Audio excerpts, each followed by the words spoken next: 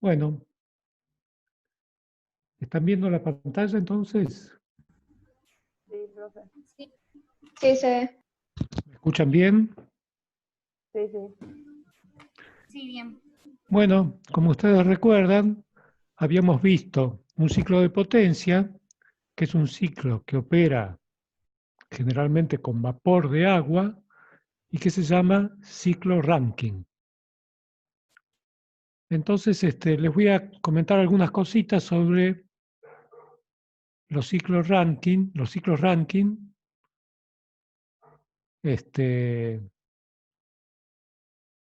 que pueden llegar a ser de interés, más bien de cultura general que otra cosa, ¿no es cierto?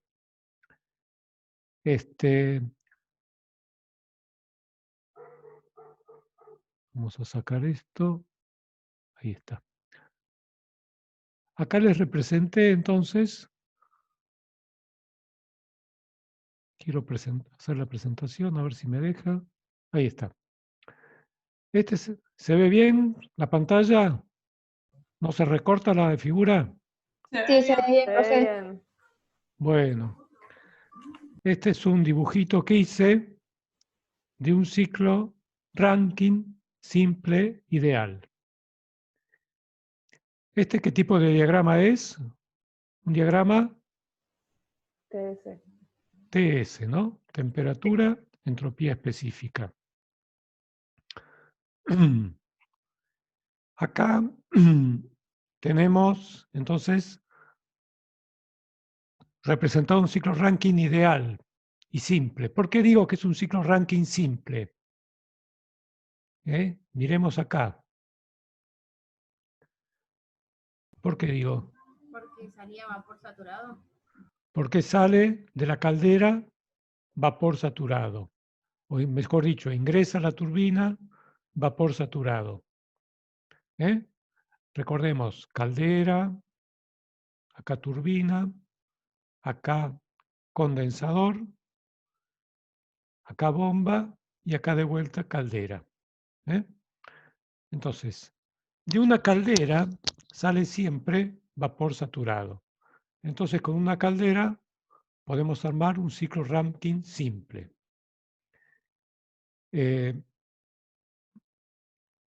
Si quisiéramos que ingresara a la turbina un vapor que está por acá, que sería vapor sobrecalentado, ¿no es cierto? Entonces tenemos que agregar a la salida de la caldera otro equipo más para que siga calentando el vapor saturado y lo transforme en vapor sobrecalentado. Ese equipo adicional es un intercambiador de calor que intercambia calor de gas a gas, de gases de combustión a vapor de agua, y se lo conoce como sobrecalentador.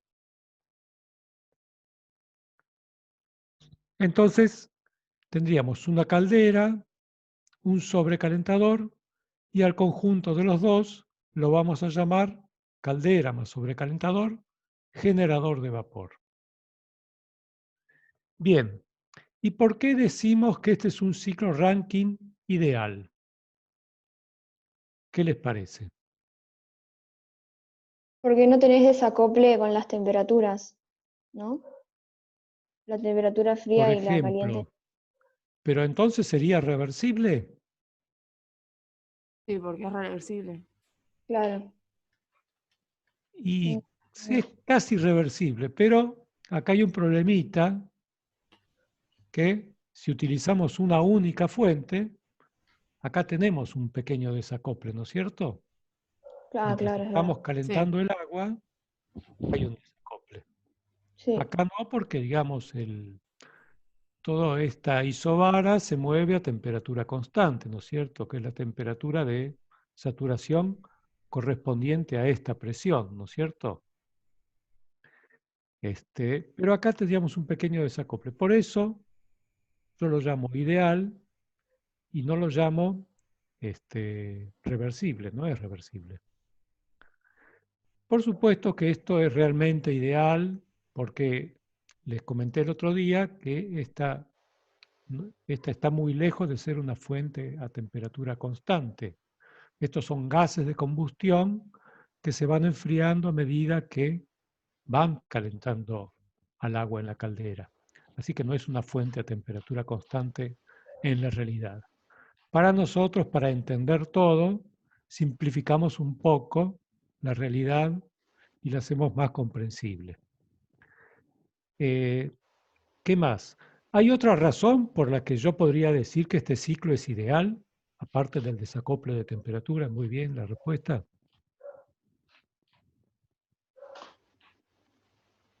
Que las turbinas y las bombas son reversibles. Va, igual no lo. Sí. Que las turbinas y las bombas son reversibles. ¿Y se puede ver en el gráfico eso? Porque no No sé. había pérdida de presión. Bueno, vamos Claro, por no hay caída de partes. presión. Vamos por partes. Hablemos de la turbina y la bomba. Entre cada uno de esos En la turbina y sistemas. la bomba seguro que hay un cambio de presión, ¿no es cierto? Claro, entre esos sí, pero Pero después vamos al tema de la caída de presión. ¿Por qué podemos decir, mirando el gráfico, que esa turbina y esa bomba son reversibles? Porque son isentrópicas. isentrópicas. Son isentrópicas. O sea, esas líneas se supone que son verticales. Claro. Por si hubiera dudas, digamos, agregué punto 2 y punto 4, los llamé 2S y 4S, ¿no es cierto? Así no hay dudas. O sea que primer punto, no hay desacople. Segundo punto, no hay, se trata de turbina y bombas reversibles. Y tercer punto, ¿cuál sería entonces? Que ya lo mencionaron. No hay De caída de la caída de la presión. presión. ¿Dónde no hay caída de presión? ¿En la turbina? En los intercambiadores de No. calor. En los Claro. intercambiadores de calor. En la turbina, lógicamente, va a haber caída de presión, ¿no es cierto? Les hice una pregunta capciosa, digamos. Pero acá, que es un intercambiador de calor, que llamamos condensador, no hay caída de presión. Acá en la caldera no hay caída de presión. Entonces nos movemos en una isobara. En la realidad, si salimos de la bomba con esta presión, bueno, el fluido va por cañerías hasta la caldera, ¿no es cierto? Después en la caldera sigue circulando por tubos internos de la caldera. Sale de la caldera, recorre cañerías para llegar a la turbina. Entonces, cuando llega a la turbina, el vapor no va a estar a esta presión, que es la de la salida de la bomba, sino que va a estar en una isobara un poco inferior a esta, una que corre, digamos, más abajo, y así entraría a la turbina. Algo parecido estaría pasando en el condensador y en las cañerías que conectan al condensador con la bomba y con la turbina, ¿no es cierto? Bueno, entonces esos 3 puntos son los que definen que hablemos de un ciclo ideal. Y el hecho de que sea simple es porque entra a la turbina vapor saturado. Profe, una pregunta. Yo había Sí. notado en la clase pasada que, digamos, que el ciclo este iba a ser ideal cuando digamos, de 3 a 4 no te quedaba tipo que te cambiaba la entropía, sino que te quedaba directamente una línea recta. Entonces no entiendo por qué este sería ideal, si tiene ahí como si fuese un trapecio. No, pero fíjate que 4 está acá. Es este punto. Porque esta es la salida de la bomba. Cuando la bomba trabaja con líquido, entonces vamos aumentando la presión, saltamos a isobaras cada vez de mayor presión, y cuando llegamos acá ya llegamos a la presión que necesitamos, ¿no es cierto? Ok. ¿Se Ujú. ve lo que estoy marcando en el gráfico? Sí, Es sí, acá donde cambia, donde se quiebra la recta, ¿no es cierto? sí. Se me va el cursor, ahí está. Entonces acá, a partir de acá, ya entramos en la caldera como líquido. Pero toda esta parte es estrictamente vertical, es isentrópica, porque es Ok. el proceso en la bomba. ¿Se entiende lo que digo? Sí. Bueno, pasamos al siguiente diagrama. ¿Hay alguna otra pregunta acá? No. Creo que yo, ahora corregí yo los puntos, porque este había estado más acá en la otra clase. A lo mejor esa es la causa de la confusión. Yo corregí la ubicación de los números.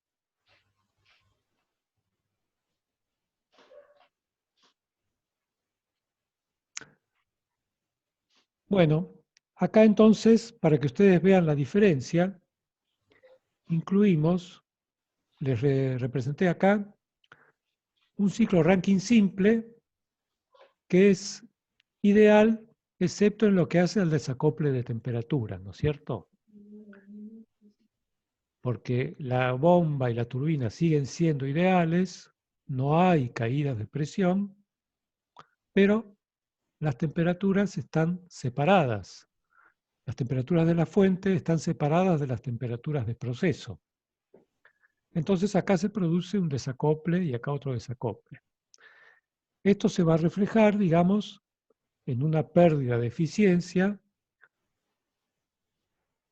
cuando la comparamos con la eficiencia medida ideal, de la eficiencia reversible, medida con respecto a la fuente, ¿no es cierto? Estas dos fuentes, digo, bueno, ¿qué pasó?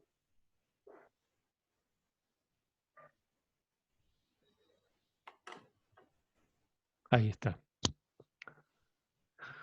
Si yo calculo la eficiencia térmica, suponiendo que es una máquina reversible con estas dos fuentes, ustedes recuerdan, 1 menos T fría sobre T caliente, bueno, me dará un valor.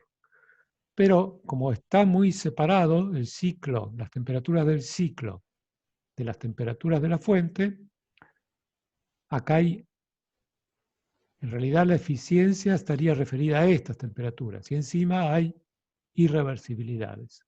Entonces me va a dar una eficiencia real mucho menor que la reversible, que la que tendría un ciclo de Carnot entre estas dos fuentes.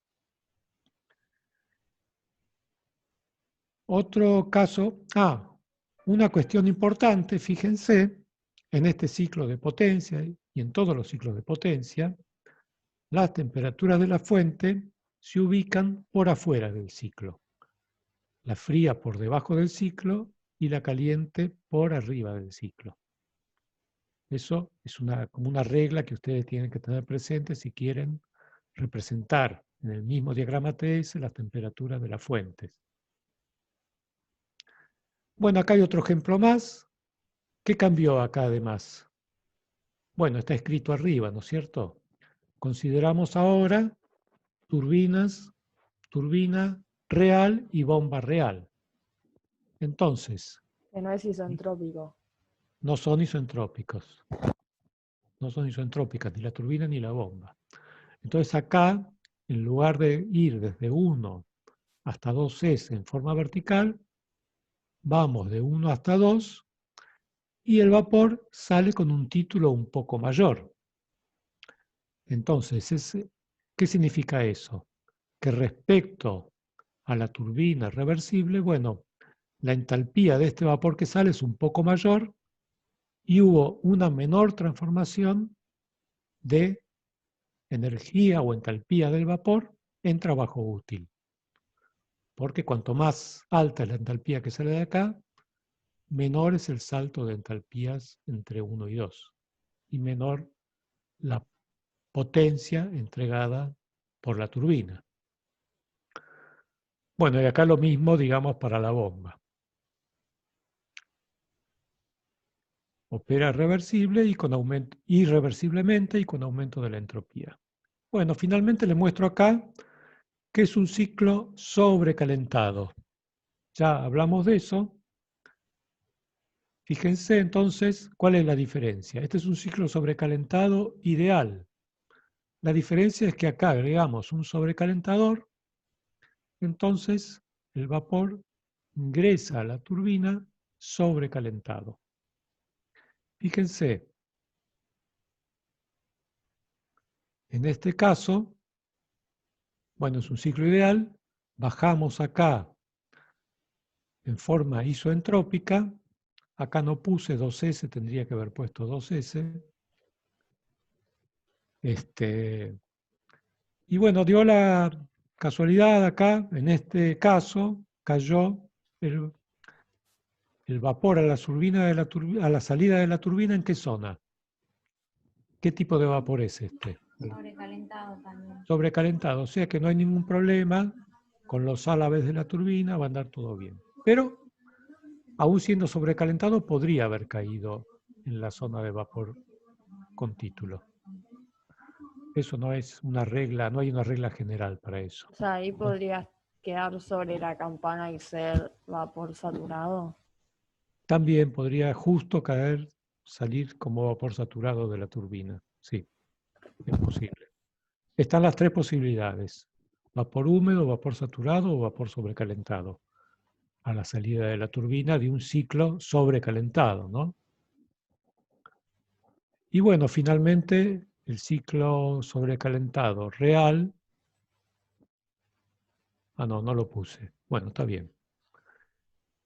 Alcanza con esto. Nosotros no vamos a ver, no tenemos, creo yo, recuerdo que no tenemos problemas con ciclos sobrecalentados, pero no hay una mayor dificultad en resolverlos. Y después hay otras variantes que son el ciclo recalentado, que hay dos presiones de trabajo, etcétera, etcétera. Una cuestión importante, fíjense, yo les había dicho que este ciclo, la presión alta puede ser entre 10 y 100 atmósferas. Hoy día ya existe la tecnología para trabajar inclusive a más de 100 atmósferas. ¿Ustedes recuerdan cuál es la temperatura crítica del agua? ¿Mm? No creo que la recuerden, ¿no es cierto? Creo que era 374 grados centígrados, algo así, ¿no? Exactamente, muy bien. Yo la anoté acá porque tampoco me la acuerdo. Entonces, si uno... ¿Y la presión crítica? No, ahí ya no. 200 algo. 200 y pico, sí, 221 bar. Entonces, la tecnología permite trabajar a presiones mayores que 221 bar. Y cuanto más alta es la presión, por lógica, más alta es la temperatura alta del ciclo y mayor es la eficiencia, ¿no es cierto? Porque la eficiencia, si bien no es un proceso reversible vamos a tener la referencia de la eficiencia reversible siempre. Si aumentamos la temperatura de la fuente caliente, recuerden la fórmula 1 menos T2, T fría sobre T caliente. Si aumenta T caliente, ese segundo término se hace cada vez más chico y 1 menos eso se hace cada vez más grande. Aumenta la eficiencia y también aumenta la eficiencia de la máquina real. Entonces, desde que se inventó este ciclo de vapor, todos los esfuerzos fueron para ir aumentando la temperatura del vapor que ingresa a la turbina, digamos. Pero ¿qué pasa? Cuando le subimos la presión por arriba de la temperatura crítica, ¿qué pasa? Ya no hay vapor, ¿o sí? Hay algo que Distinguirlo podemos del decir que es líquido. vapor o líquido. No importa. Se sube la presión por arriba de la presión crítica, la temperatura por arriba de la temperatura crítica, y se construye una central que se llama una central térmica supercrítica. Y ahí se puede elevar la temperatura del vapor hasta los 500 o 600 grados centígrados. A esa temperatura ingresa la turbina. Pero ahí ya tenemos otra limitación. Más allá de esas temperaturas, hoy día no podemos pasar. ¿Saben por qué? ¿Se animan a decir algo?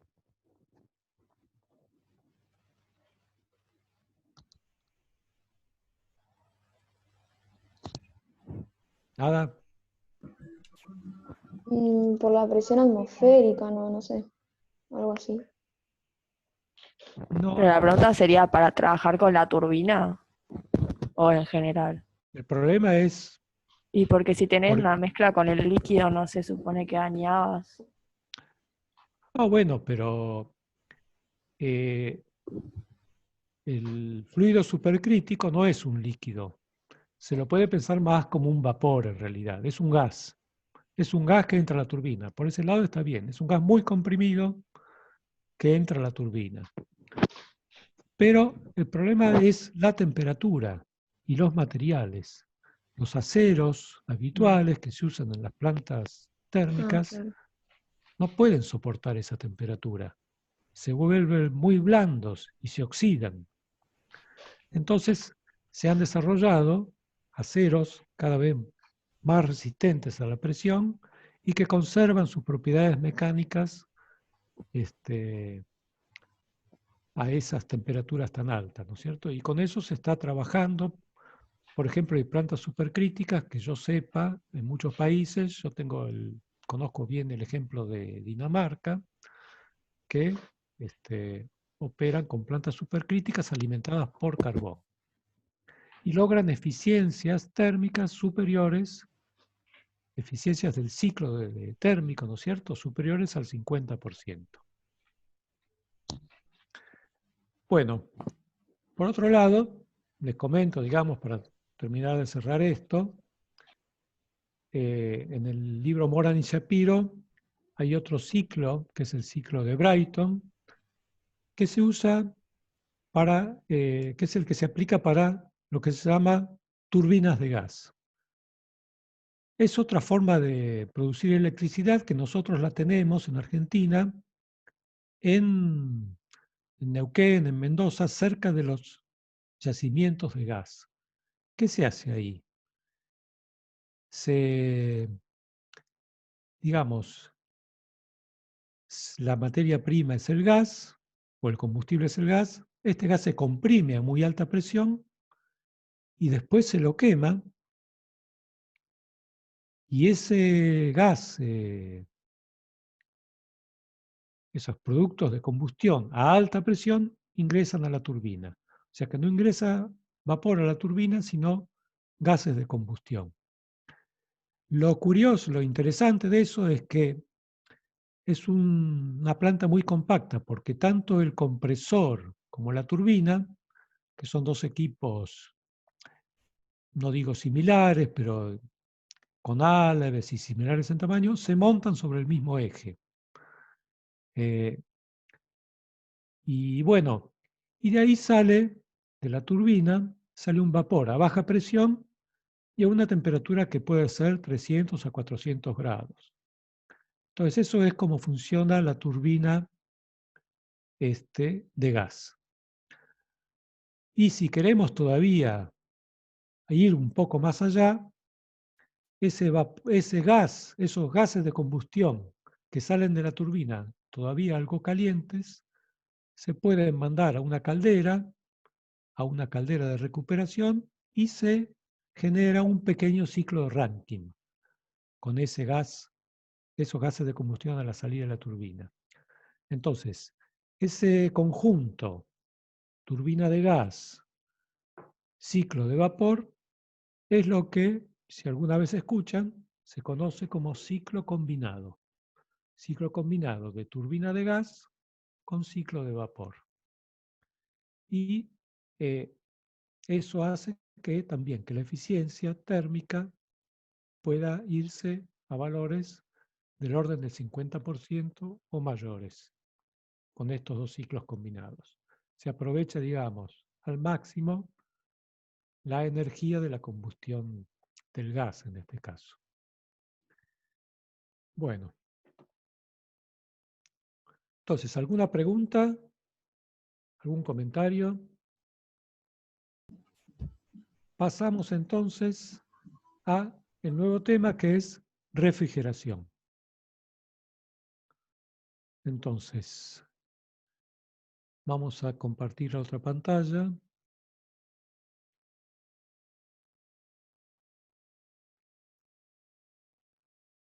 Acá está.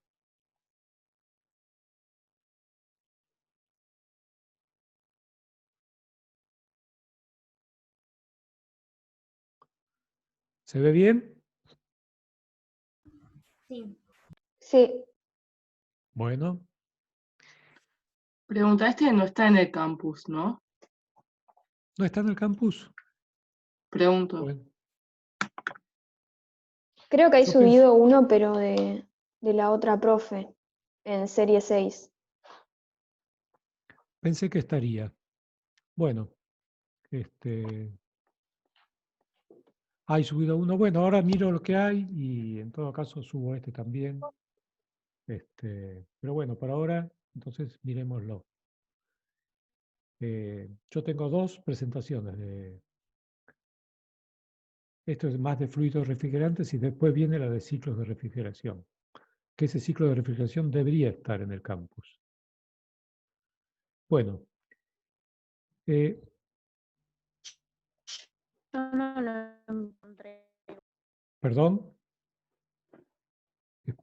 ¿algún comentario? No, nada, que en el campus no está, pero no importa. Bueno, no hay nada en el Después se campus. sube. Porque pertenece a la otra, a la otra unidad, por ahí no está habilitado todavía. Bueno, ahora después de la clase lo soluciono. Nosotros habíamos visto que un ciclo de refrigeración gira en sentido inverso al ciclo de potencia, ¿no es cierto? Entonces, con esa idea, uno podría decir, si quiero hacer un ciclo de refrigeración, tomo el ciclo de Rankine y lo doy vuelta, ¿no es cierto? Entonces, ¿cómo sería dar vuelta un ciclo de Rankine? Por ejemplo, donde está la turbina, ¿qué tendría que poner? La bomba. Pero tenemos un vapor en la turbina, no tenemos un líquido. Un intercambiador. Pero en la turbina es adiabática y hay una presión de entrada y una presión de salida, digamos, ¿no es cierto? ¿Un compresor? Ahí me gusta más. Claro, un compresor, porque ahora queremos hacer entrar gas, vapor, digamos, a baja presión y que salga el vapor a alta presión, al revés que en la turbina, ¿no es cierto? Queremos invertir el sentido de circulación. Entonces tendríamos que reemplazar la turbina por un compresor. Vamos ahora a la salida de la turbina. ¿Qué teníamos a la salida de la turbina? El compresor. No, en el ciclo ¿Qué Rankine. sale? Vapor. En el ciclo Rankine, el equipo que sigue a la turbina, ¿qué es? Vamos repasando un poco. ¿Qué cosa? El condensador, ¿no es cierto?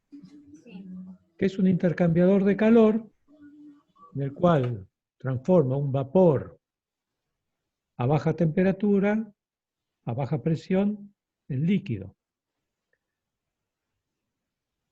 ¿Qué equipo tendríamos que poner ahí para reemplazarlo si queremos ingresar con líquido a baja presión y temperatura y transformarlo en vapor? ¿La caldera? No. Sería una caldera, pero que no la vamos a calentar con gases de combustión. La vamos a calentar con justamente lo que queremos enfriar. Porque eso va a trabajar a baja temperatura. Entonces, la podemos calentar con nuestra fuente caliente, que es lo que queremos enfriar. No sé si me explico.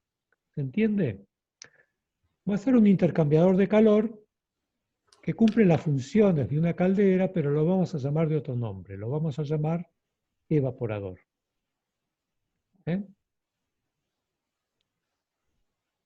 Bueno, la bomba, digamos, es un poco más complejo, la bomba que antes se elevaba a presión, ahora tiene que caer la presión ahí. Entonces lo vamos a reemplazar por una estrangulación. Y finalmente la caldera, donde entraba líquido y salía vapor saturado, ahora queremos que entre vapor saturado y salga líquido, ¿no? Porque queremos invertir ese flujo. Entonces a ese equipo también es un condensador, digamos, ¿no? Pero un condensador que va a ser enfriado por la fuente caliente. Un condensador que va a trabajar a muy alta presión, a la más alta presión del ciclo, digamos. Entonces, mi ciclo de refrigeración, después lo vamos a ver en detalle, pero les comento, va a ser compresor. Ahora sí, damos vuelta, vamos de contrario a las agujas del reloj. Compresor, condensador, estrangulación, evaporador.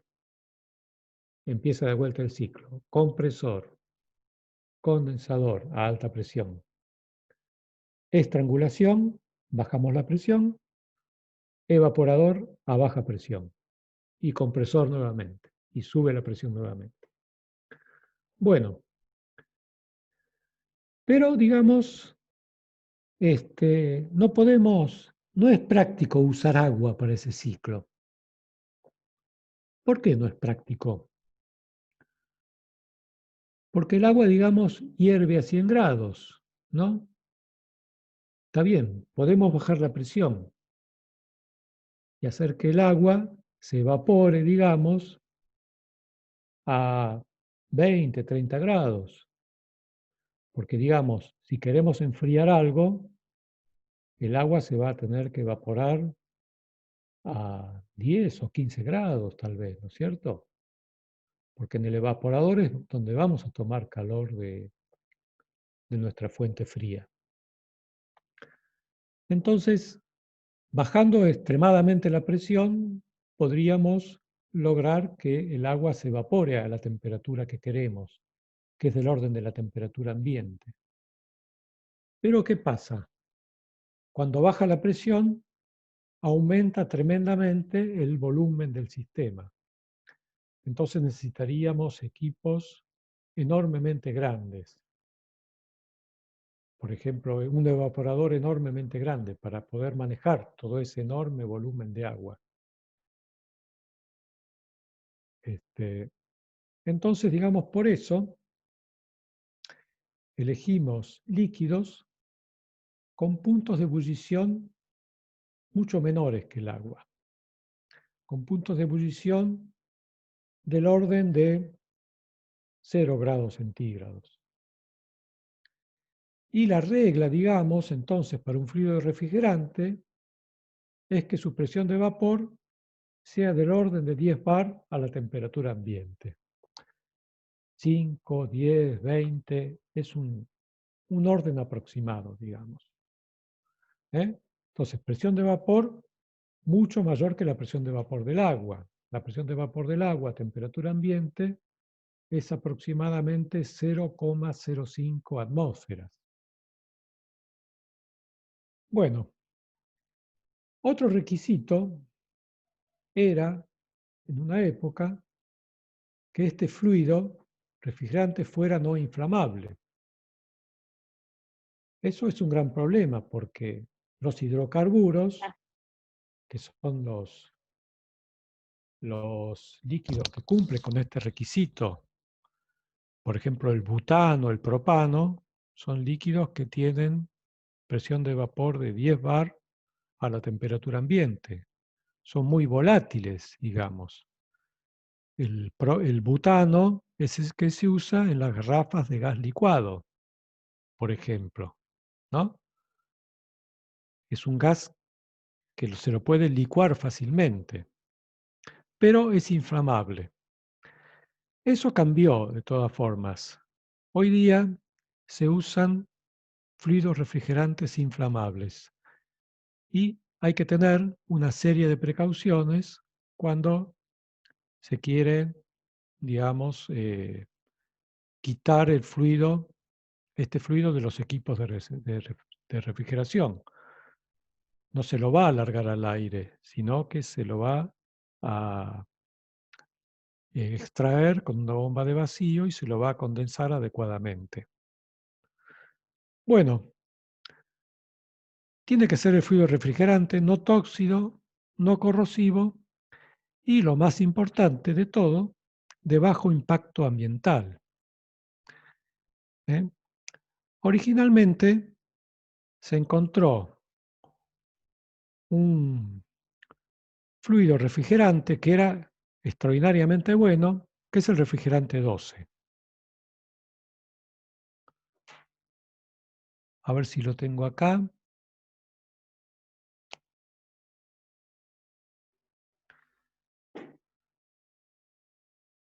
Freon 12, ¿no? Es el difluor dicloro metano. Es un metano en el cual le sacamos los 4 hidrógenos y le pusimos 2 flúor y 2 cloros.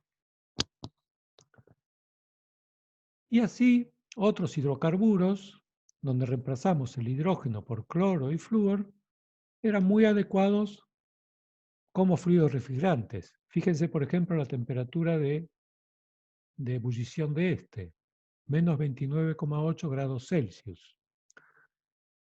Ya estoy aprendiendo a decir Celsius, porque yo decía centígrados, pero aprendí de Edith que hay que decir Celsius. Bien, y así una serie de fluidos. Después se comprobó, digamos, que estos fluidos eran muy perjudiciales para el medio ambiente. Entonces lo primero que se hizo se fue quitar el cloro de la composición de estas moléculas y así aparecieron otras moléculas con flúor. Por ejemplo, acá no está el 134, que es uno de los más conocidos. 142B es uno muy conocido.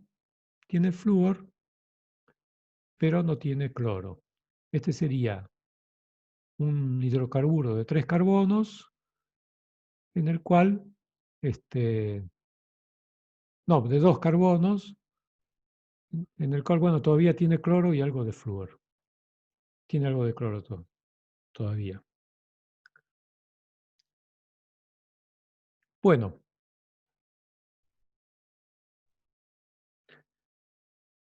Acá está, no sé si ustedes escucharon alguna vez, el problema de la capa de ozono. El ozono, ustedes saben qué es el ozono, digamos. Los que vienen de química seguro que lo saben. Sí, sí. No es un átomo de 3 moléculas de oxígeno. Exactamente, es al revés, una molécula de 3 átomos Eso, de perdón. oxígeno. Eso. Claro, en lugar de ser oxígeno 2, el oxígeno común es oxígeno 3. Y es una molécula muy oxidante, que es uno de los oxidantes más potentes que se conocen, ¿no es cierto? En una época, el ozono, digamos, así como la lavandina, el ozono estaba de moda para eliminar, por ejemplo, malos olores. Si yo tengo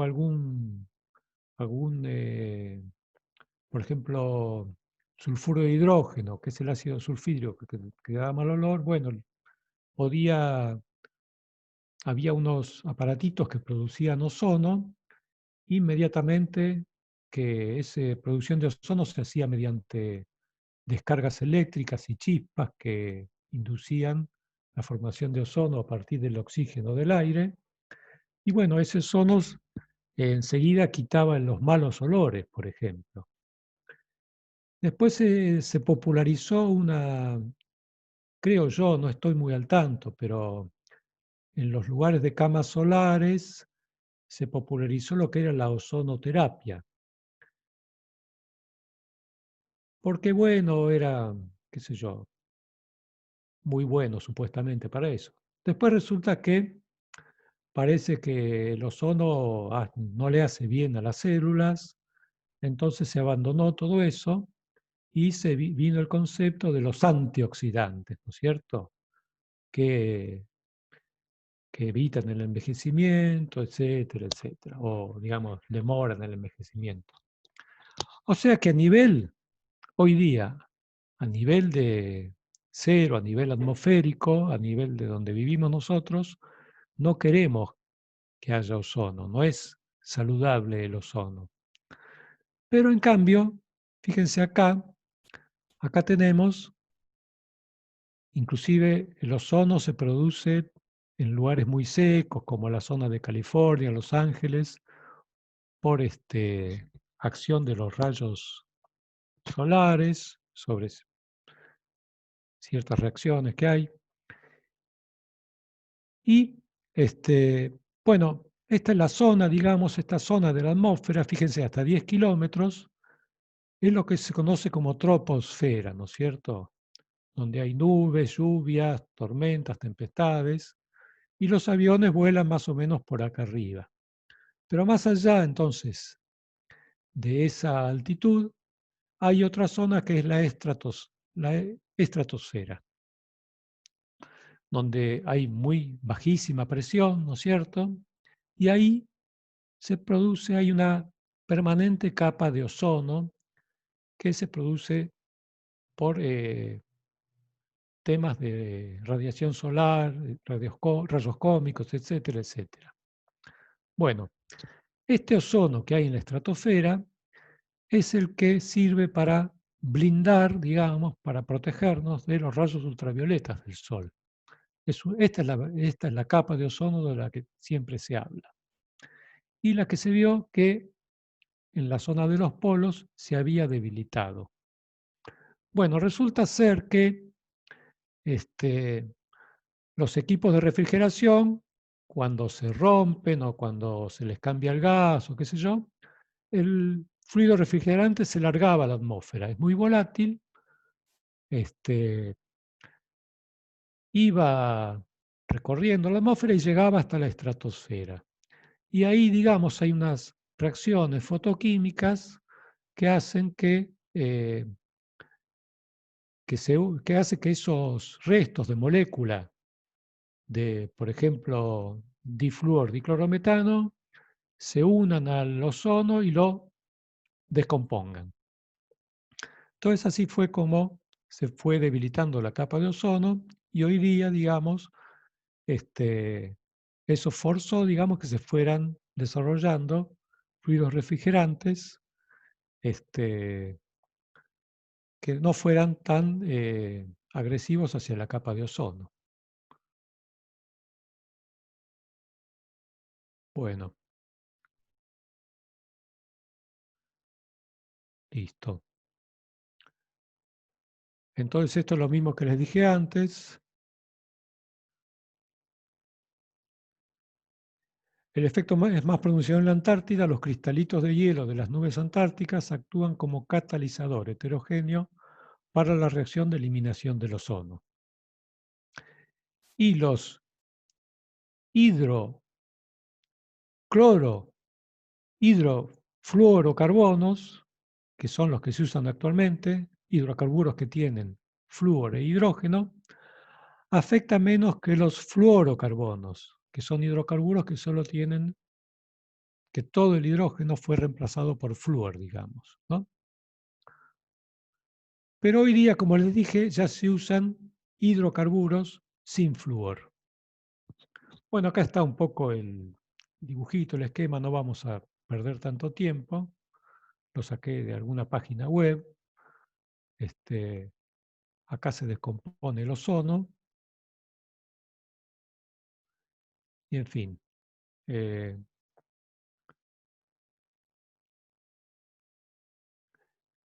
Bueno, muy bien.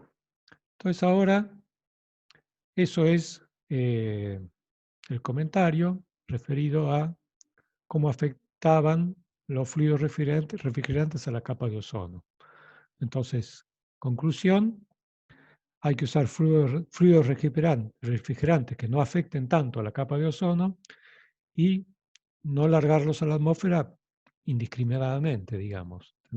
Tomar las mayores precauciones posibles. Vamos ahora, entonces, finalmente, a los ciclos de refrigeración.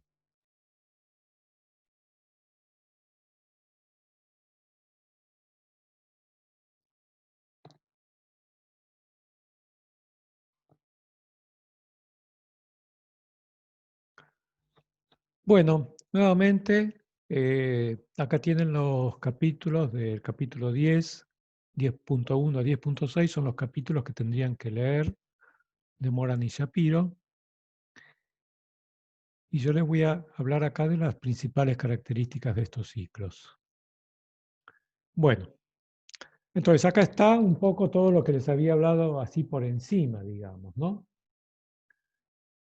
Si recuerdan el ciclo Rankine, bomba, caldera, turbina, condensador, acá tenemos un ciclo que gira así, contra las agujas del reloj, y vamos a empezar por acá, en el número 1. El número 1 es líquido saturado a baja presión que proviene del evaporador. Por ejemplo, refrigerante 134A, que es un hidrocarburo parcialmente reemplazado por flúor, el hidrógeno, que ingresa acá como líquido. No, ingresa acá como gas, perdón. Esto es un gas a baja presión, ingresa como gas y el compresor le eleva la presión. Acá está, ingresa como vapor saturado. Y el compresor le eleva la presión y lo transforma en vapor sobrecalentado. Punto 2, entonces, salida del compresor, vapor sobrecalentado. Este, por supuesto, es un diagrama TS.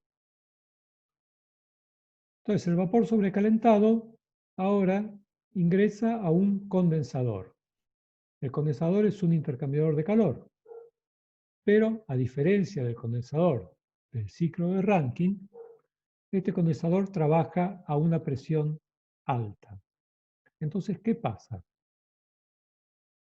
El gas el vapor llega hasta acá, pierde, o sea, entrega calor, llega hasta acá es vapor saturado, sigue entregando calor y llega a transformarse en líquido saturado. Todo este calor se entrega en el condensador, que es un intercambiador de calor. ¿Y a quién se lo entrega? A una fuente caliente. Si estamos hablando, por ejemplo, de una heladera de gran tamaño o hogareña, digamos, la fuente caliente va a recibir calor del fluido de trabajo, del fluido refrigerante. O sea que la temperatura de la fuente caliente va a estar por debajo de esta temperatura. Digamos, si esta temperatura, por ejemplo, es 45 grados, a lo mejor la fuente caliente está a 30, 35 grados, ¿no? La fuente caliente entonces sería el ambiente externo a mi heladera, ¿eh? O el ambiente externo a mi acondicionador de aire, ¿no? Imagínense un día de verano, el condensador de mi equipo de aire acondicionado tiene que entregarle calor al ambiente externo que está tal vez a 30, 35 grados. Entonces esta temperatura va a ser por ahí 40, 45 grados. Llegamos acá, líquido saturado, ya pasamos el condensador. Acá hay una entrega de calor, ¿no es cierto? a la fuente caliente. Acá sale entonces líquido saturado y le queremos bajar la presión. Digamos, si quisiéramos aprovechar la energía, podríamos mandar esto a una turbina, pero es muy poca la energía que recuperaríamos y muy cara sería la turbina para un equipo que por ahí es de pocas dimensiones. Entonces directamente reducimos la presión con una estrangulación, con una válvula reductora de presión. ¿Ustedes recuerdan qué tipo de proceso ocurre en una estrangulación? Les pregunto. ¿Una compresión? No. O No, sea, ¿aumenta la presión? no.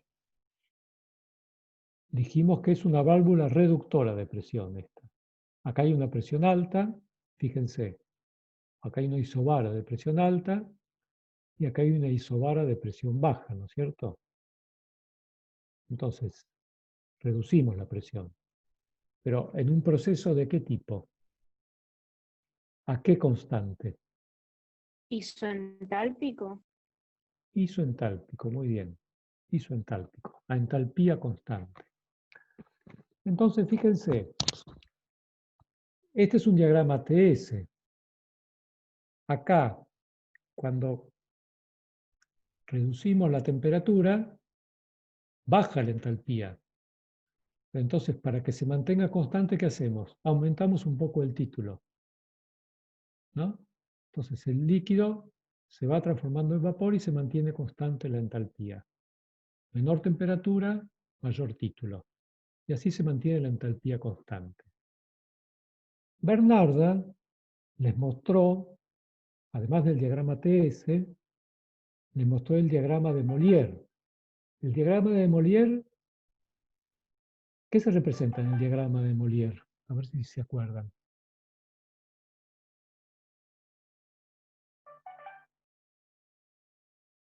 ¿Idea?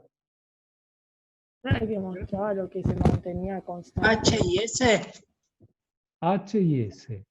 H, el diagrama de Molière es H en función de S. Entonces, ¿cuál es la diferencia?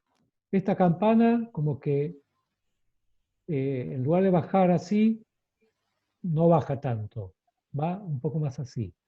Y en ese diagrama de Molière, sí, las horizontales son líneas de entalpía constante. O sea que lo que acá es inclinado, en el diagrama de Molière, se vuelve horizontal. Les comento nada más, por si siguen manejando el diagrama de Molière, para que tengan en cuenta eso. En una estrangulación, el proceso en una estrangulación va a ser inclinado con pendiente negativa en el diagrama TS y va a ser horizontal en el diagrama de Molière, que yo no lo tengo representado acá. Bueno, entonces, como va aumentando el título, sale de la estrangulación un vapor con título a baja presión. Pero todavía hay mucho líquido en este vapor. Y lo que queremos hacer es terminar de evaporarlo en este último equipo que es el evaporador. Entonces, ¿qué hacemos? Vamos a entregarle calor. En este intercambiador de calor le entregamos calor a este vapor húmedo a muy baja presión para que se termine de evaporar. ¿Y cuál es la fuente que le entrega calor a este vapor con título? Es una fuente fría, ¿no es cierto? El líquido refrigerante, ¿no era? No, el líquido refrigerante es el fluido de proceso, Ok. el que está representado acá. Las fuentes, digamos, estarían, ya vimos que la fuente caliente estaba por acá, Sí. recibía calor del condensador. Y acá tiene que haber una fuente que entregue calor al evaporador. Esa es la fuente fría. Esa sería, digamos, el interior de mi heladera. O sería la habitación que queremos refrigerar en verano con el aire acondicionado. ¿cierto? Ahora, esa fuente fría tiene que entregar calor al fluido refrigerante que está acá. Entonces, para que esto funcione, la fuente fría tiene que estar a mayor temperatura que el fluido refrigerante del evaporador. ¿Mm? Eso ocurre, digamos, en el interior de la heladera. En el interior de la heladera hay una especie de radiador, que es el evaporador, que es el evaporador, bien digo, y que por donde circula el fluido refrigerante a muy baja temperatura. Y así enfría el ambiente de la heladera y los alimentos que hay en ella. Bueno, conclusión, para mí muy importante, es que en el ciclo de refrigeración las temperaturas de las fuentes se encuentran adentro del ciclo. La temperatura caliente debajo de la temperatura del condensador y la temperatura de la fuente fría por encima de la temperatura del evaporador. ¿Por qué? Porque la fuente fría recibe calor del evaporador y la fuente fría entrega calor en el evaporador y la fuente caliente recibe calor del condensador. ¿Se entiende esto?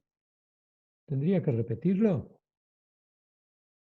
¿Hay alguna pregunta? Sí, profe, No, sí, se entiende.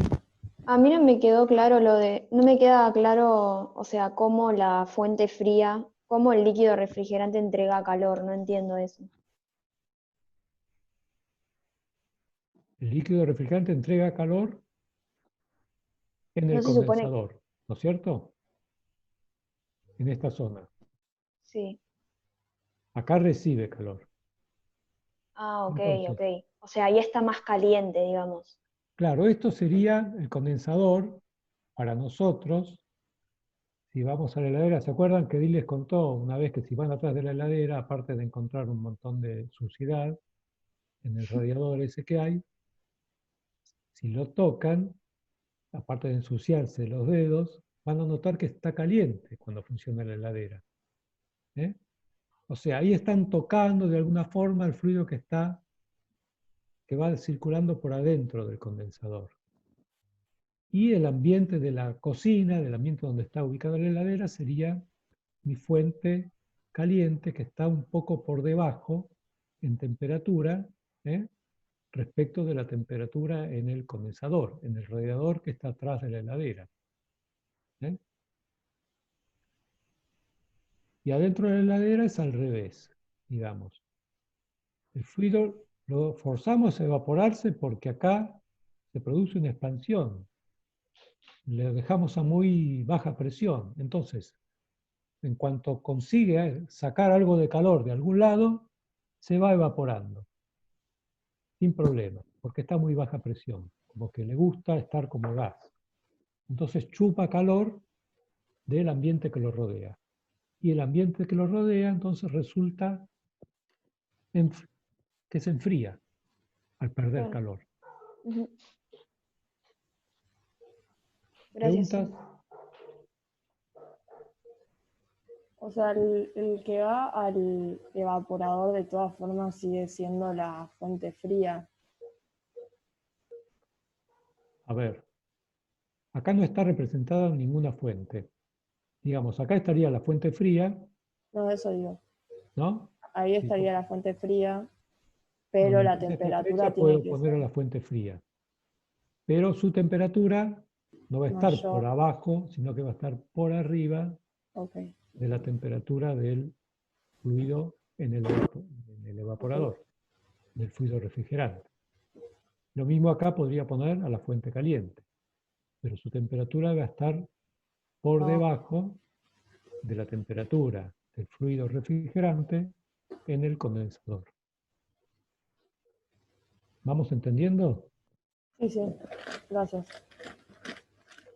Bueno, a ver si hay algo más. Acá creo que hay un dibujo, como es en la realidad esto, ¿no? Fíjense. Empezamos de vuelta por el compresor. Bueno, acá hay un compresor que generalmente son rotativos. En el caso de la heladera, este compresor está situado en la parte posterior abajo, ¿no es cierto? Que cuando viene a arreglarlo el técnico lo llama la bocha, porque es una especie de bocha sellada y el compresor está inmerso de alguna manera en el fluido refrigerante. Bueno, sale este vapor sobrecalentado de acá a alta presión e ingresa al condensador. Fíjense, lo que es blanco es gas y lo que es negro es líquido. Acá muestra, digamos, cómo va evolucionando de vapor sobrecalentado a líquido, a vapor húmedo, digamos, cada vez con menos título, hasta que llega a líquido saturado. ¿Eh? Entonces, condensador, fíjense acá, estas rayitas son las que ustedes ven también en el radiador de la heladera, son las que están soldadas a estos tubos para facilitar que, digamos, el calor se disipe con más facilidad hacia el ambiente. Esto es lo que se llama una superficie extendida. Son aletitas soldadas a los tubos. ¿Por qué? Porque el aire, digamos, es difícil transferirle calor al aire. Entonces se aumenta la superficie con esas aletas que están soldadas. Y acá, inclusive, tenemos un ventilador que ayuda a llevarse el calor del condensador, digamos. Esto, por supuesto, es un equipo industrial. En la heladera no existe este ventilador. Pero si vamos al acondicionador de aire, vamos a ver que en la caja, digamos, que está afuera, ¿no es cierto? Esa caja pesada, grandota, que se sostiene de la pared exterior, está metido el compresor y el condensador. Y ese condensador tiene un ventilador que nosotros lo podemos ver girar y que ayuda a llevarse todo este calor que es entregado en el condensador. Bueno, seguimos por acá. Sale líquido saturado idealmente y llega acá y acá tenemos la válvula reductora de presión, la estrangulación. Entonces dice acá, mostly liquid with some liquid flashing to vapor. En esta estrangulación se produce lo que se llama un flash, es decir, una aparición repentina de vapor en medio del líquido, ¿no? Como unas burbujas de vapor que aparecen. Digamos, haciendo una analogía un poco sencilla, es lo que pasa cuando oprimimos, cuando activamos el sifón de soda, ¿no es cierto? Sale líquido con burbujas. En ese caso las burbujas son de dióxido de carbono. Pero, como para que ustedes se imaginen el proceso, en el sifón está una mezcla de agua y dióxido de carbono. Acá tenemos solamente una sustancia única, una sustancia pura, que es el fluido refrigerante, pero vamos a ver que sale, si pudiéramos verlo, saldría refrigerante con burbujitas de gas. Entonces, de vuelta, ingresa un radiador y acá el líquido se va transformando en vapor hasta llegar a ser este ya es el evaporador. Entonces el vapor húmedo que ingresó acá se transforma finalmente en vapor saturado. Y esto no sé qué es, 9, Habría que ver. Bueno, es la salida del evaporador directamente de este 9 y ingresa de vuelta al compresor. Bueno, esto sería más o menos muy simplificado el aspecto que tienen los equipos de un equipo de refrigeración industrial.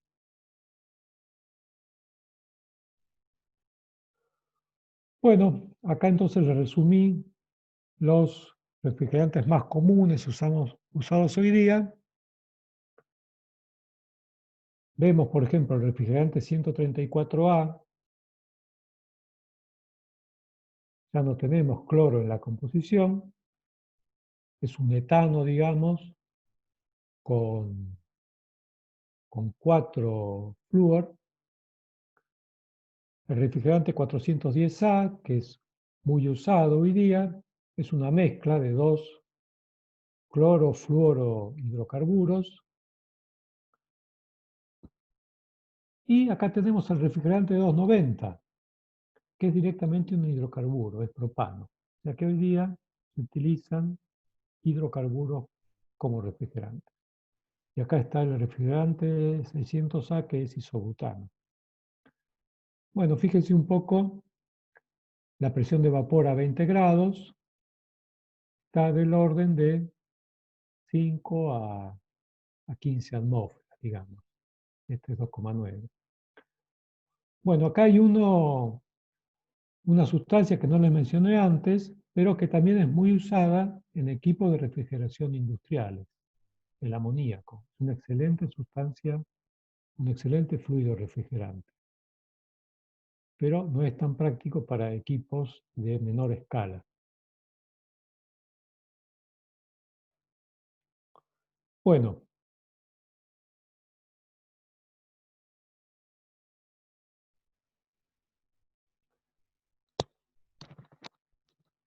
¿qué es la capacidad de refrigeración? En un refrigerante, nosotros habíamos dicho, vamos a volver al esquema de acá, lo que nos interesa, en definitiva, es el calor que extraemos de la fuente fría. ¿Mm? Y ese calor que extraemos de la fuente fría lo vamos a llamar QF.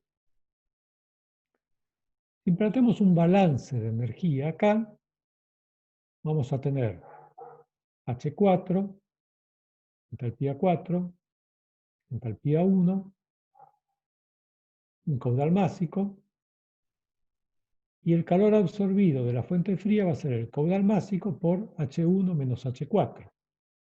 ¿No? O sea, para ver de qué estamos hablando. ¿Qué otros balances podemos hacer acá? El trabajo que tomamos del compresor va a ser M punto por H2 menos H1. Si quieren, vayan anotando. W.C igual M punto por H2 menos H1. Q.F igual a M punto por H1 menos H4. Y acá, ¿qué tenemos? Un calor entregado a la fuente caliente, que va a ser M punto, ahora entregado, ¿no es cierto? O sea, menos, va a ser M punto por H3 menos H2, si lo pensamos como absorbido, y esto va a ser negativo. H3 es menor que H2. Y acá tenemos un balance de energía que es muy simple, que es H3 igual a H4. Proceso isoentálpico. Esos serían todos los balances que hay que hacer en un equipo en un sistema de refrigeración. Entonces acá escribí exactamente lo mismo. El calor extraído de la fuente fría va a ser M punto por H1 menos H4. La entalpía del fluido que entra al compresor específica menos la entalpía específica del fluido que entra al evaporador, que sale de la estrangulación y entra al evaporador. Ahora, hay una tradición, digamos, no es muy importante esto, pero bueno, parece ser que esta magnitud se mide en una unidad que no es watt, sino que es ton. Un ton es una medida entonces de la energía o del calor extraído de la fuente fría. Y es la cantidad de calor necesario para producir una tonelada corta de hielo a partir de agua líquida en un día. O sea, si queremos un equipo que me produzca una tonelada de hielo por día, pero una tonelada corta, porque es una medida inglesa, son 2000 libras. Bueno, vamos a necesitar un QF igual a un ton, y ese un ton resulta ser 3,52 kilowatts. Eso es lo importante acá, la conversión de unidades. Muy bien. Y eso es lo que se llama capacidad de refrigeración.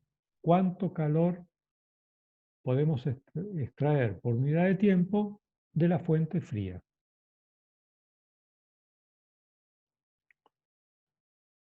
Bueno, acá les voy a presentar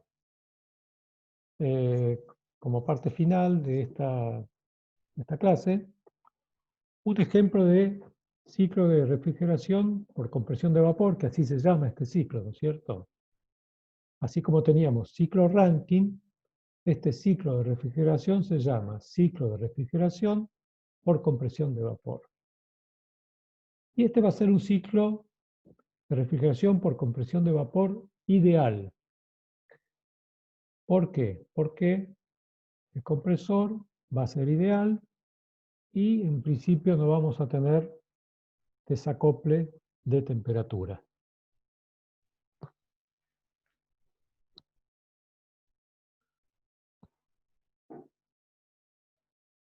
Voy a hacer un pequeño intervalo de 5 minutos, porque necesito por una cuestión fisiológica, así que me tomo hasta 5:20.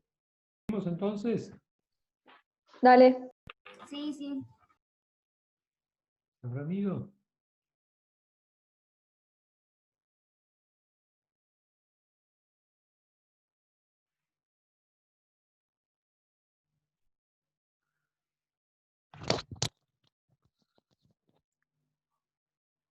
Hola, seguimos entonces. Sí, dale. Dale. Adelante entonces. Algo que me olvidé de comentarles. Si hablamos de bomba de calor,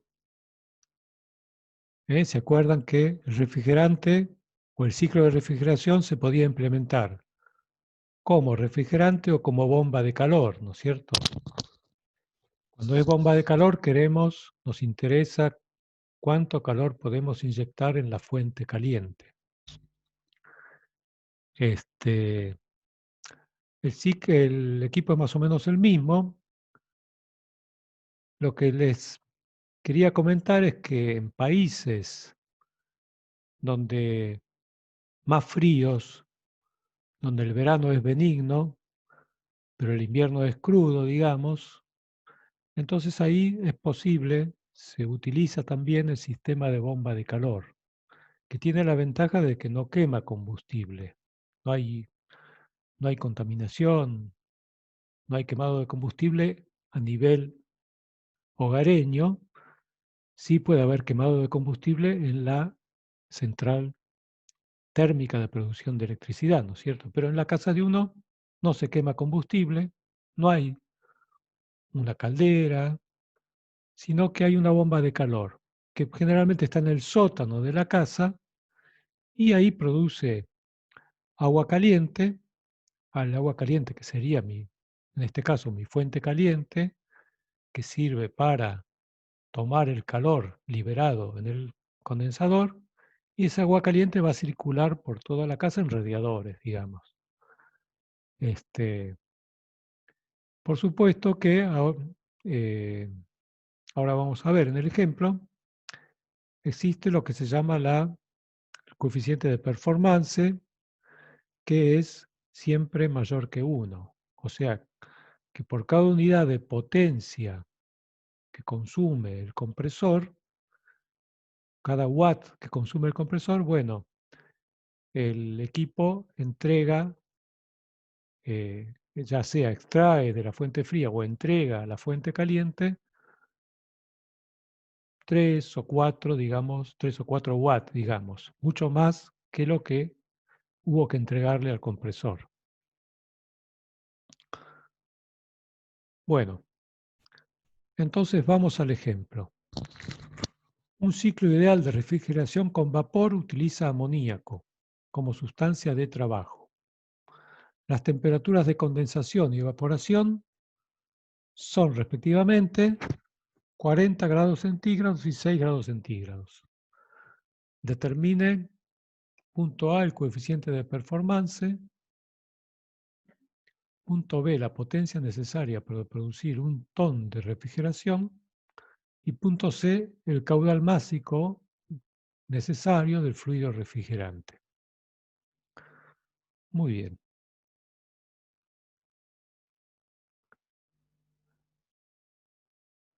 Entonces,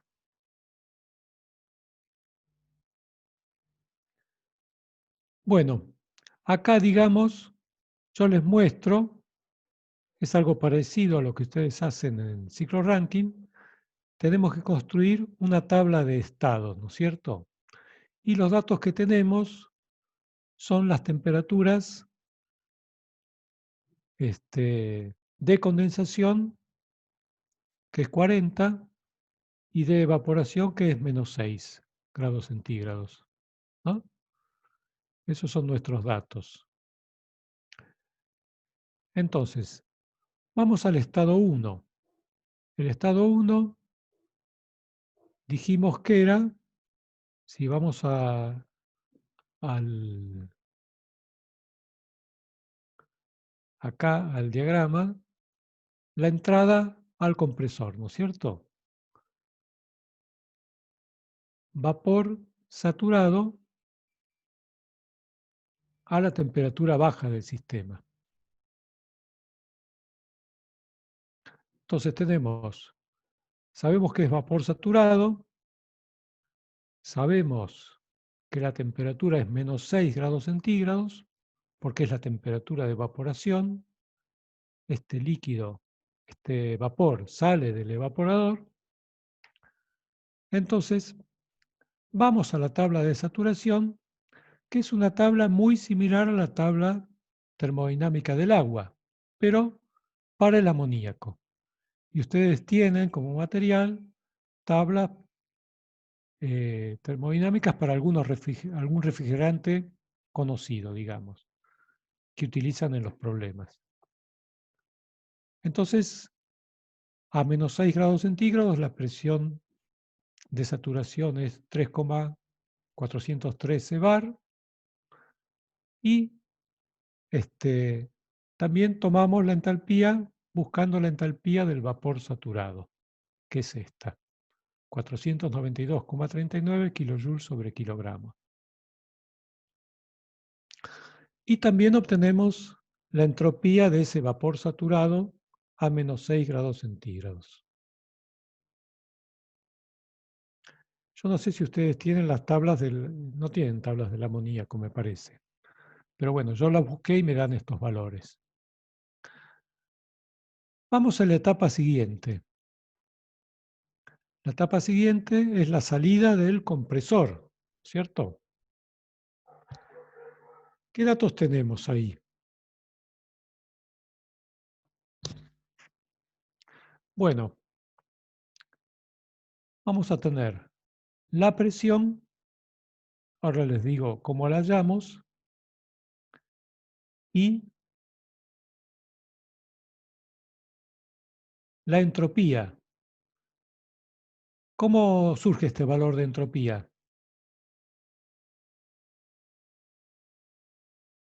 ¿Eh? Porque es ¿Dónde lo isentrópico. sacamos? De la tabla lo sacás. ¿o no? ¿No es porque es Pero bueno, isentrópico? en la tabla saqué este, claro. Claro, pero claro, sí, Es claro, el es mismo el valor mismo. porque el proceso en el compresor es isoentrópico.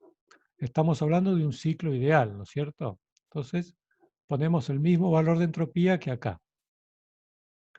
Vamos a la presión. Nosotros no conocemos la presión, pero sabemos que en el condensador, digamos, vamos de vuelta al esquema. En el condensador tenemos una presión constante. Y esta va a ser la presión de saturación correspondiente a 40 grados centígrados, que es la temperatura de condensación. Entonces vamos a la tabla de saturación, a 40 grados entramos por 40 grados centígrados y obtenemos esa presión que va a ser 15,548 bar, que viene a ser la presión alta del sistema, ¿no es cierto? Ya tenemos las dos presiones. 3,413 bar, la presión baja, y 15,548 bar, la presión alta. Y ambas las sacamos de la tabla de saturación, entrando por temperaturas de -6 y de -40 grados centígrados. Entonces, tenemos presión, tenemos entropía, el estado del vapor sobrecalentado está definido. Digamos, es un poco engorroso encontrar los valores, el valor de la temperatura, por ejemplo, porque hay que interpolar. Pero una vez que tenemos la temperatura, ya podemos usar también entalpía en la tabla de vapor sobrecalentado y seguir trabajando. Este es el paso más difícil, digamos. En general no se comete demasiado error si acá ponemos la entalpía del vapor saturado. Pero bueno, rigurosamente esto es vapor sobrecalentado y hay que buscar en las tablas entonces, entrar, interpolar primero por presión, digamos, ponerle entre 10 y 20 bar, y ahí hallar bueno, a ver la temperatura tal que la entropía sea esta y empezar a probar así. Muy bien. Esto sería entonces la entrada al condensador. Vapor sobrecalentado. Y a la salida del condensador sale líquido saturado a la misma presión que esta, que justamente es, de acá podemos sacar el valor, lo podemos sacar de la tabla de saturación a esta presión. Tomamos directamente el valor de la entalpía, el valor de la entropía no me hace falta y seguimos adelante. Salimos del condensador, fíjense, en el condensador cae la entalpía de 705 a 571. Y entramos de 3 a 4, pasamos mediante una estrangulación. Y esto es un proceso, habíamos dicho, a entalpía constante. Entonces sabemos que la entalpía en el punto 4, a la salida de la estrangulación, va a ser igual a la entalpía en el punto 3. Y con esta entalpía, podríamos, si queremos, en general no hace falta, obtener el título del vapor. Finalmente,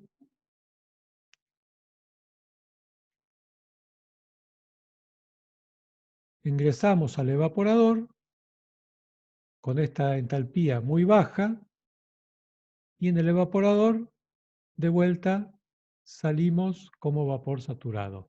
Aumentamos la entropía gracias al calor que extraímos de la fuente fría. Bueno, o sea que utilizando las tablas se pueden obtener los puntos de los 4 estados. Y lo que más nos interesa son las entalpías para hallar lo que nos pide el problema.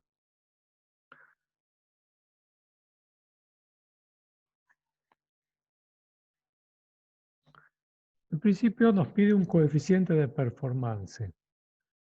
Coeficiente de performance lo habíamos definido, coeficiente de performance o de desempeño, lo habíamos definido como el calor extraído de la fuente fría, Q.F, dividido el trabajo consumido en el compresor. Entonces recordemos, de 4 a 1 es el proceso en el evaporador y de 1 a 2 es el proceso en el compresor. Entonces, H1 menos H4 por M punto nos da Q.F. Y H2 menos H1 por M punto nos da W.C en módulo. Entonces, Q.F sobre W.C, M punto con M punto se va, y me queda esta relación de entalpías. Entonces, hacemos la cuenta y me da un coeficiente de performance de 5. Este coeficiente de performance es un poco alto porque, bueno, se trata de un equipo ideal, ¿no es cierto? Pero, ¿qué significa? Bueno, significa que por cada watt de potencia entregada al compresor, voy a extraer 5 watts de la fuente fría. Capacidad de refrigeración. Bueno, este es mi dato, ¿no es cierto? ¿Por qué? Porque en el enunciado me decía la potencia necesaria para producir un ton de refrigeración. Entonces, un ton de refrigeración es 3,52 kilowatts, y esto es igual a Q.F, el calor extraído de la fuente fría. Entonces, para hallar el caudal másico de amoníaco, nosotros sabemos que Q.F es igual a M punto por H1 menos H4. Entonces, M punto lo dejamos solo, H1 menos H4 pasa dividiendo, y tengo el caudal másico, que resulta ser, si hacen las cuentas, 0,2 kilogramos por minuto. Acá lo pasé era kilogramos por segundo, lo pasé a minuto porque era un número muy chico, como para tener una idea. ¿Vamos bien? ¿Alguna pregunta? Sí, yo quería preguntar del QF que dice capacidad de refrigeración. O sea, directamente, tipo, lo que no entendía es por qué convertimos el ton en kilowatt y con eso respondimos la pregunta. Sí. La capacidad de refrigeración siempre es Q.F, por definición, Sí. digamos. Ahora, en el enunciado está expresado en ton, ¿no? Dice la potencia necesaria para producir un ton de refrigeración. Acá es lo mismo que decir la potencia necesaria para tener una capacidad de refrigeración de 3,52 kilowatts. Es equivalente. ¿Se entiende? Sí, ¿Alguna otra pregunta? gracias. Bueno, entonces acá, para hallar la potencia del compresor, hay distintos caminos, ¿no es cierto? Yo opté por el camino de la definición del coeficiente de performance, que es W puntos es Q.F beta igual Q punto F sobre W punto C. Entonces despejo W punto C y me queda igual a Q punto F sobre beta. Recuerden ustedes, beta es igual a lo que obtengo sobre lo que consumo. ¿Qué es lo que obtengo? Capacidad de refrigeración, Q punto F. ¿Qué es lo que consumo? Potencia entregada al compresor. Entonces, despejando W punto C, hago esta cuenta que es 3,52 sobre 5 y esto da 0,704 kilowatts.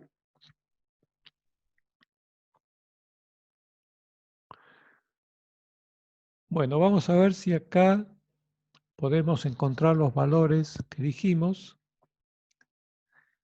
Por ejemplo, estas son las tablas del amoníaco saturado, ¿no es cierto? Acá podemos buscar menos 6 grados Celsius, está justo acá. Tenemos una presión en kilopascales de 341,3. Esto sería 3,413 bar. De ahí la tomé. Si queremos la entalpía del líquido saturado a menos 6 grados, vamos acá y es esta. Pero en realidad lo que necesitamos en la tabla era el vapor saturado a 6 grados, que es este valor, 492,39. Y por acá tendríamos que tener la entropía del vapor saturado, que es esto, 10,3962. ¿No? Estos son los valores entonces que habíamos puesto en esta tabla. 3,413, 492,39 y 10,3962. Vamos ahora a la temperatura de 40 grados centígrados. Acá está. Lo que pasa es que ahora no tenemos los encabezamientos de la tabla, ¿no es cierto? Bueno, esta es la presión de saturación, 1554,8 kilopascales. Lo paso a bar y me da 15,548. Y el otro dato que habíamos buscado era la entalpía del líquido saturado que está acá. ¿No? Estas tres columnas son de las de la entalpía. No, perdón. Esta es la entalpía de pasaje líquido-vapor. Esta es la entalpía del vapor. Esta es la entropía del líquido saturado y esta es la entropía del vapor saturado. Y esta es la diferencia entre las dos. Muy bien. Entonces, entalpía del líquido saturado a 40 grados centígrados menos 571,69. Y bueno, no me hace falta nada más. La entropía no la tenía en cuenta. Bueno, y acá están, digamos, les puse también las tablas de vapor sobrecalentado que nos servirían para tratar de hallar la entalpía del vapor sobrecalentado a 15 y pico de bar y con la entropía que me dan como... Perdón. Que estamos, me parece que estamos saliéndonos del tema, ¿no es cierto?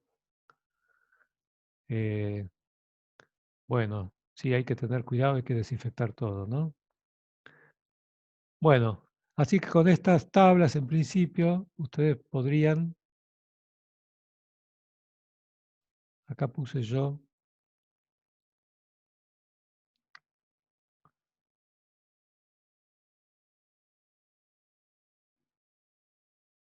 Bueno,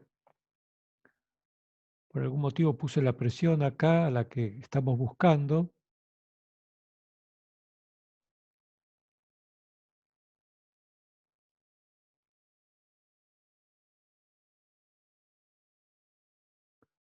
Bueno, listo, ese es el ejemplo. Acá de vuelta les pongo otros ejemplos de fluidos refrigerantes.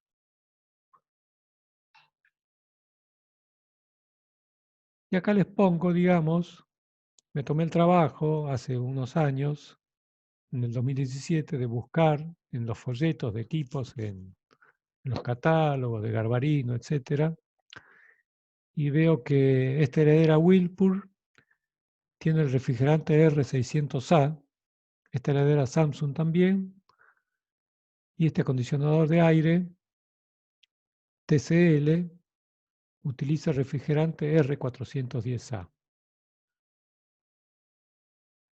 Si vamos a las tablas, R600A es isobutano, o sea que esa heladera está utilizando isobutano como refrigerante. En cambio, el acondicionador de aire usa R410A, que es una mezcla de hidrocarburos con flúor, digamos, que contienen flúor en su composición. Bueno, los tipos de refrigeración.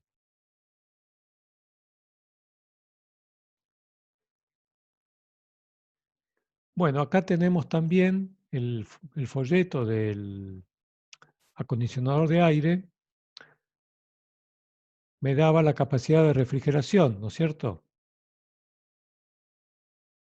5.000 watts. Este Q.F, digamos, es 5.000 watts. Y la capacidad, cuando lo consideramos como bomba de calor, es 5.200 watts. Esto sería el Q.C. Por otro lado, la potencia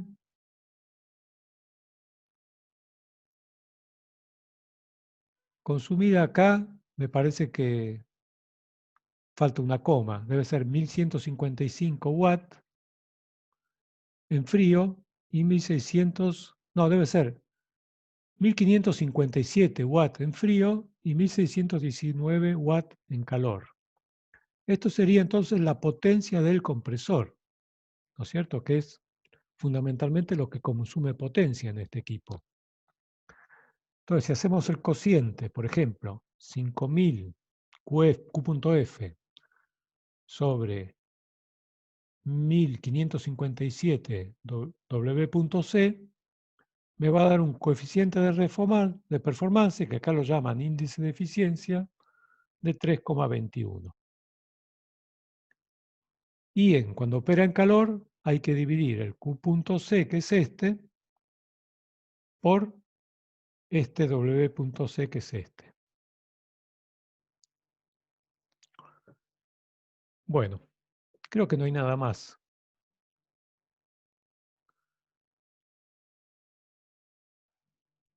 ¿Alguna pregunta entonces? Yo por ahora no, profe. Bueno, ¿alguien más? No, tampoco. O sea, esa información viene cuando vos compras el electrodoméstico. Sí, yo lo saqué de la página web. Ah, Sí, sí. Si no está por ejemplo, en Garbarino o en Frávega, a lo mejor te ponen todas estas cosas, pero si no, entras a la página del fabricante y ahí te puede dar a Samsung, por ejemplo, o a, qué sé yo, cualquier marca, ¿no es cierto? Whirlpool. Entras al fabricante y él te puede llegar a dar más datos. Sí, yo lo saqué de una información comercial, digamos, por así decirlo. claro. No, eso nada más, gracias. Bueno, ¿algo más entonces? Profe, yo solo tengo una cosa que me quedó, que habías dicho, dijiste que el ciclo este era ideal porque no había desacople de las temperaturas. Claro, acá estamos considerando que en realidad no,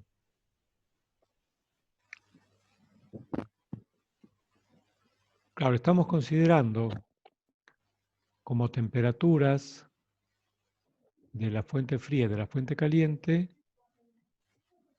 esas mismas temperaturas de 40 y 6 grados centígrados.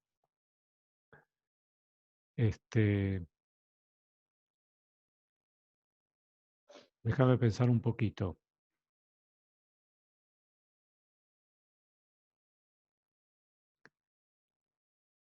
Bueno, el asunto es así. Si nosotros nos referimos, comparamos este coeficiente de performance con un coeficiente de performance reversible, posiblemente nos dé muy parecido.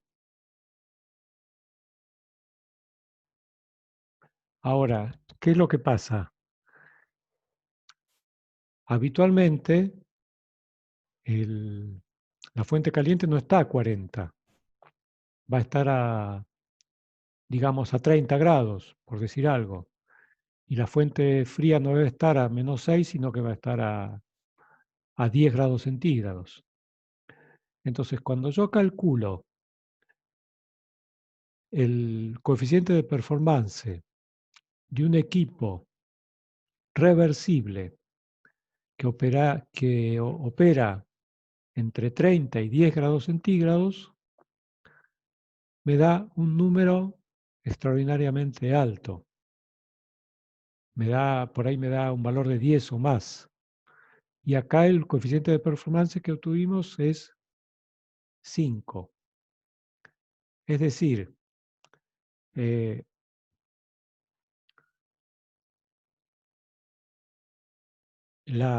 hecho real es que yo estoy comparando con una situación, estoy manejando una situación ficticia, que es que la fuente caliente está a la misma temperatura que el condensador, y que la fuente fría está a la misma temperatura que el evaporador.